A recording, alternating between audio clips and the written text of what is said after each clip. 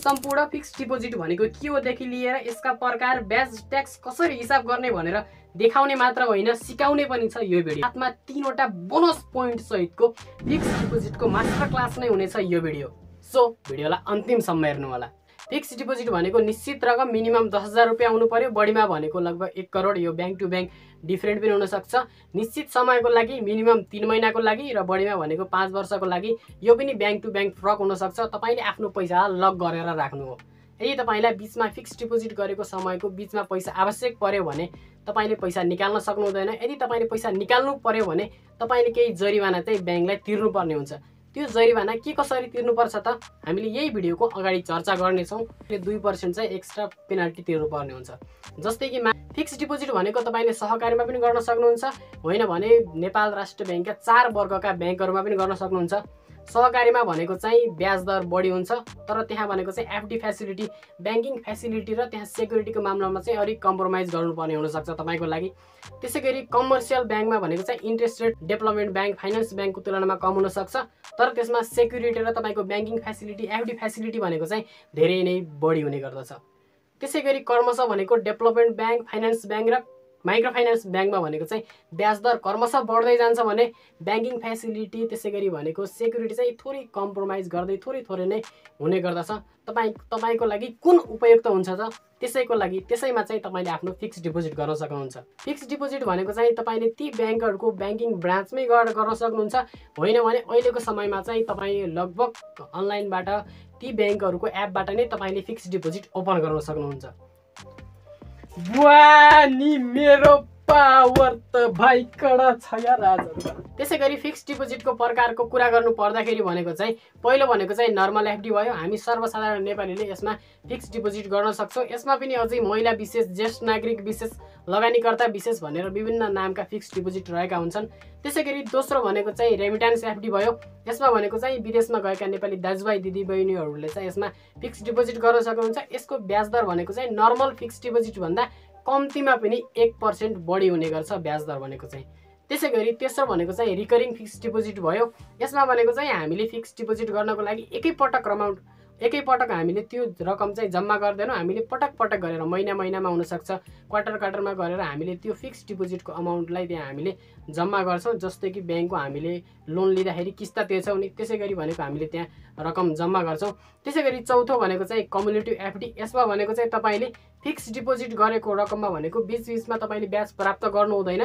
एकैपटक maturity हुने समयमा तपाईले ब्याज र तपाईले त्यो फिक्स्ड डिपोजिट गरेको अमाउन्ट एकैपटक प्राप्त गर्नुहुन्छ। त्यसैगरी पाँचौं भनेको चाहिँ स्विप इन फ्यासिलिटी अर्थात् स्विप इन फिक्स्ड डिपोजिट पनि भन्न सकिन्छ।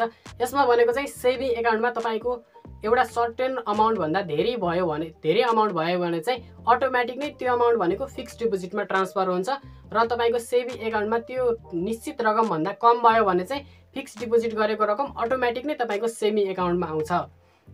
यो भनेको चाहिँ लगभग फ्लेक्सी एफडी जस्तै चाहिँ हुन्छ, तर थोरै मात्र फरक हुन्छ। 1200 चाहिँ ट्याक्स काट्यो। यसरी तपाईले फिक्स्ड डिपोजिट गरेपछि भनेको चाहिँ तपाईको ब्याज भनेको चाहिँ प्रत्येक दिन क्याल्कुलेसन हुन्छ र तपाईको 3 महिनामा भनेको चाहिँ त्यो ब्याज भनेको नर्मल सेभिङ एकाउन्टमा आएर बस्छ। यो 3 महिना भनेको चाहिँ तपाईले फिक्स्ड डिपोजिट गरेको 3 महिना होइन कि बैंकको क्वार्टरली 3 महिना हो। तपाईको त्यो फिक्स्ड डिपोजिट गरेको अर्थात् कुनै पनि ब्याज भनेको चाहिँ तपाईको असार, असौज, पुस र चैतमा भनेको तपाईको नर्मल सेभिङ एकाउन्टमा आएर बस्ने गर्दछ। र धेरै व्यक्तिहरूले भनेको चाहिँ फिक्स्ड डिपोजिटको अन्य भिडियोहरुमा भनेको मैले फिक्स्ड डिपोजिट यति गरेको छु, यति समयपछि मैले कति रकम प्राप्त गर्छु त भन्दै कमेन्ट गरिराख्नु भएको मैले देखिरहेको छु।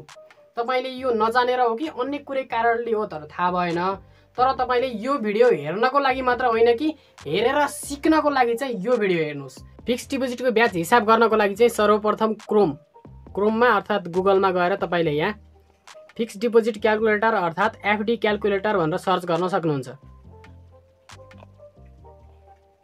एफडी क्याल्कुलेटर भनेर सर्च गरेपछि यहाँ सर्वप्रथम भनेको चाहिँ यहाँ ग्रो आएको छ। मैले चाहिँ एभरेस्ट बैंकको चुने, जुन क्याल्कुलेटरमा गर्दा पनि हुन्छ तपाईलाई जुन उपयुक्त लाग्छ।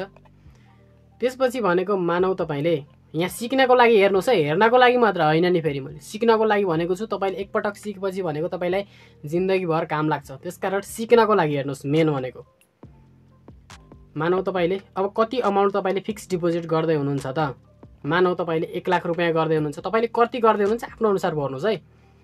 त्यसपछि भनेको ब्याज दर कति दिएको छ त, मानौ 10% दिएको छ अरे, कति दिएको छ भनेर तपाईँले फिक्स्ड डिपोजिट गर्ने समयमा सायद बुझ्नुभएको थियो होला, होइन भने तपाईँले ब्याङ्क ब्रान्चमा फोन गरेर पनि बुझ्न सक्नुहुन्छ। त्यसै गरी भनेको चाहिँ तपाईँले विभिन्न वेबसाइटहरूमा पनि हेर्न सक्नुहुन्छ। त्यसै गरी तपाईँले कति वर्षको लागि गर्ने हो त, मानौ तपाईँले 2 वर्षको लागि गर्ने हो, यदि बिचमा महिनाको लागि जस्तै कि तपाईँले 2 वर्ष 2 महिनाको लागि गर्दै हुनुहुन्छ भने चाहिँ तपाईँले यसैबाट पनि 2 महिनाको लागि छुट्टै निकाल्न सक्नुहुन्छ, होइन भने तपाईँ छुट्टै क्यालकुलेटरमा पनि जान सक्नुहुन्छ।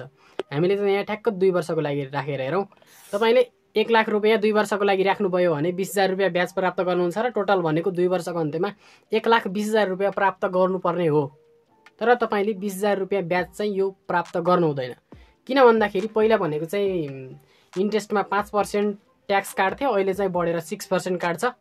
अब तपाईँको 20,000 भनेको 2 वर्षमा प्राप्त गर्ने हो 20,000 र ब्याज भनेको चाहिँ तपाईँको 3 महिनामा प्रदान गर्छ, एक क्वार्टरमा प्रदान गर्छ। 2 वर्षमा भनेको चाहिँ तपाईँको 8वटा क्वार्टर हुन्छ भन्दाखेरि 8, तपाईँले एक पटकमा भनेको 2500 रुपियाँ प्राप्त गर्नुहुन्छ 3 महिनामा।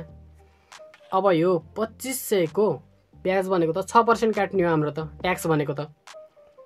अब तपाईँको 6% ट्याक्स भनेको यसको 6% भनेको कति भयो, 150 भयो माइनस 2500 गर्दाखेरि 2350 रुपियाँ भनेको तपाईँले प्रत्येक 3 महिनामा पाउनुहुन्छ। अब तपाईँले भनेको त 8 क्वार्टर पाउने भन्दाखेरि कति भयो भन्दाखेरि 18,800 रुपियाँ भयो कि। तपाईँले ब्याज ट्याक्स नकाटिकन भनेको 20,000 पाउनुहुन्थ्यो, अब ट्याक्स काटेर भनेको तपाईँले 18,800 रुपियाँ चाहिँ तपाईँले पाउनुहुन्छ, 1200 चाहिँ ट्याक्स काट्यो। र यदि तपाईँलाई फिक्स्ड डिपोजिट म्याच्योर नहुँदै अर्थात् बिचमै पैसा निकाल्नु पर्यो भने तपाईँले पैसा निकाल्न त सक्नुहुन्छ, तर तपाईँले ब्याङ्कलाई भनेको निश्चित प्रकारको चार्ज पेनाल्टी तिर्नु पर्ने हुन्छ। यो भनेको चाहिँ ब्याङ्क टु ब्याङ्क डिफ्रेन्ट हुनसक्छ। कुनै ब्याङ्कमा भनेको चाहिँ तपाईँले फिक्स्ड डिपोजिटको सट्टा सिम्पल इन्ट्रेस्टको रेट मात्र प्राप्त गर्नुहुन्छ कि। मानौ तपाईँले 1 लाख रुपियाँको फिक्स्ड डिपोजिट गर्नुभयो, 6 महिनापछि तपाईँले पैसा निकाल्नुभयो। 1 लाख रुपियाँको 6 महिनामा भनेको चाहिँ तपाईँले 5,000 रुपियाँ इन्ट्रेस्ट ब्याज प्राप्त गर्नुभयो। त्यो 5,000 रुपियाँ मध्ये पनि 5% मानौँ सिम्पल इन्ट्रेस्ट दिएको छ भने ब्याज ब्याङ्कले 2500 रुपियाँ चाहिँ तपाईँले सिम्पल इन्ट्रेस्ट अनुसार 2500 रुपियाँ प्राप्त गर्नुभयो र त्यो अरू बचेको 2500 भनेको चाहिँ ब्याङ्कले नै त्यो पैसा आफै लगेर जान्छ र तपाईँले छुट्टै किसिमको तपाईँले पेनाल्टी चाहिँ तिर्नु पर्दैन। त्यति वर्षमा भनेको चाहिँ तपाईँको पैसा डबल हुन्छ कि। र कुनै ब्याङ्कहरूमा भनेको चाहिँ तपाईँले जति समय फिक्स्ड डिपोजिट गर्नुभयो त्यो चाहिँ तपाईँले टोटल ब्याज पाउनुहुन्छ र बाँकी रहेको समयमा भनेको चाहिँ तपाईँले 2% चाहिँ एक्स्ट्रा पेनाल्टी तिर्नु पर्ने हुन्छ। जस्तै कि मानौ तपाईँले 1 लाख रुपियाँको फिक्स्ड डिपोजिट गर्नुभयो, 6 महिनापछि तपाईँले पैसा निकाल्नु भयो भने चाहिँ 1 लाख रुपियाँ 6 महिनासम्म गर्दाखेरि भनेको तपाईँले 5,000 रुपियाँ ब्याज प्राप्त गर्नुभयो। अब तपाईँले बाँकी रह्यो 6 महिना। अब त्यो 6 महिनामा तपाईँले 1 लाख रुपियाँ 2% काट्छ भनेको थियो नि, 1 लाखको 2% 6 महिनासम्म राख्दाखेरि भनेको 1000 रुपियाँ चाहिँ तपाईँले ब्याङ्कलाई पेनाल्टीको रूपमा तिर्नु पर्यो। र कुनै ब्याङ्कहरूले भनेको चाहिँ एफडीलाई बिचमा तोड्नै दिँदैनन् कि। यस्तो अवस्थामा भनेको चाहिँ तपाईँले त्यही एफडीलाई धितो राखेर तपाईँले लोन लिन सक्नुहुन्छ। लोन भनेको चाहिँ ब्याङ्क टु ब्याङ्क फरक हुनसक्छ, तर धेरै ब्याङ्कहरूमा भनेको चाहिँ लगभग तपाईँले 90% सम्म लोन लिन सक्नुहुन्छ। जस्तै कि तपाईँले 1 लाख रुपियाँको फिक्स्ड डिपोजिट गर्नुभयो भने तपाईँले 90,000 सम्मको चाहिँ लोन लिन सक्नुहुन्छ। त्यसै गरी लोनको यो इन्ट्रेस्ट रेटको कुरा गर्नुपर्दा चाहिँ एफडी रेट प्लस 2% हुने गर्छ धेरै जसो ब्याङ्कहरूमा। जस्तै कि फिक्स्ड डिपोजिटको रेट 8% दिएको छ भने त्यसमा भनेको 2% बढी 8+2 गर्दाखेरि 10% भयो। अब तपाईँको त्यो एफडी लोनको रेट भनेको चाहिँ 10%ले हिसाब हुने भयो। र कुनै ब्याङ्कहरूमा भनेको चाहिँ बेस रेट प्लस 3% अथवा 2% अथवा कुपन रेट प्लस 3% 2%मा जुन बढी हुन्छ त्यही इन्ट्रेस्ट रेट नै तपाईँको लागि लगाउने गर्दछन्। र मैले सुरुमै बाचा गरेका ती 3वटा बोनस पोइन्टहरू मध्ये पहिलो बोनस पोइन्ट भनेको चाहिँ रुल अफ 72। यो रुल अनुसार चाहिँ तपाईँले 72 लाई तपाईँले पाएको इन्ट्रेस्ट रेटले भाग गर्दाखेरि जति आउँछ नि त्यति वर्षमा भनेको चाहिँ तपाईँको पैसा डबल हुन्छ के। जस्तै कि तपाईँले 1 लाख रुपियाँको फिक्स्ड डिपोजिट गर्नुभयो 10% इन्ट्रेस्ट रेटमा, त्यसै गरी भनेको 72/10 गर्दाखेरि भनेको चाहिँ 7.2 हुन्छ। अब हाम्रो 7.2 इयर्समा चाहिँ पैसा डबल हुनु पर्यो। अब डबल हुन्छ कि नै त ल हेर्नुहोस्, हाम्रो पैसा भनेको डबल भएको छ 7.2 इयर्समा। 1 लाख राखेको 2,03,663 भयो। यो चाहिँ पर्सनल फाइनेन्सको एउटा थम रुल जस्तै हो। यसले ठ्याक्कै एक्युरेट त देखाउँदैन, तर एक हिसाबले मोटामोटी हिसाब लिनको लागि चाहिँ सजिलो रूपमा र छिटो समयमा एकदमै राम्रो तरिकाले काम गर्छ यसले। त्यसै गरी दोस्रो पोइन्ट भनेको चाहिँ अटो रिन्युअल एफडी। यदि तपाईँले फिक्स डिपोजिट गर्ने समयमै अथवा फिक्स डिपोजिट म्याच्योर हुनुभन्दा 3-4 दिन अथवा 1 हप्ता अगाडि नै ब्याङ्कलाई इन्फर्म गरेर मैले अटो रिन्युअल एफडी गर्न चाहन्छु भन्नुभयो भने चाहिँ तपाईँले भनेको चाहिँ एक दिन पनि नगुमाइकन अर्को दिनबाट एफडी म्याच्योर भएको त्यही दिनको अथवा अर्को दिनको सुरुबाट नै तपाईँको एफडी भनेको पूर्ण रूपमा त्यही एफडी फेरि सुरु हुन्छ कि नयाँ ब्याज दरमा। त्यसैगरी तेस्रो बोनस पोइन्ट भनेको चाहिँ यदि ब्याङ्क डुबिहाल्यो भने पनि 5 लाखसम्मको ग्यारेन्टी भनेको चाहिँ डिसिजिएफले लिने गर्दछ, जसको डिटेल भिडियो चाहिँ तपाईँले यहाँ हेर्न सक्नुहुन्छ। त्यसैगरी फिक्स डिपोजिटमा ब्याज कसरी बढाउने त भनेर जान्नको लागि चाहिँ यो भिडियो हेर्न सक्नुहुन्छ। हस् त आजको लागि जान्छु, हाम्रो भेट अर्को भिडियोमा हुने नै छ।